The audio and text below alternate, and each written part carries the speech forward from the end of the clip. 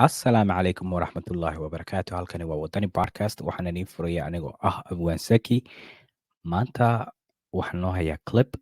Waa barnaamijkayagii qofba meel ayay u maraysaa. Aynu guda galno. dispersal of power xukunkii oo meel isugu tegin annaga dhibaatada iminkan haysaa waxa weeye waxaan ku soo koobnay 3 xisbi idinkana waxaan maqlayaa wax loo abaabulaya in 2 xisbi iyo 3 noqotaan that will be a disaster annagu iminkan ku guuraan rabnaa waayo 3 xisbi eliitkii ma wada qaadi karaan qaadi maaya waxaan malaynayaa in Somaliland ka soo jeeda ninkan wuxuu dhahayaa 3 xisbi eliiteska ma wada qaadi karaan.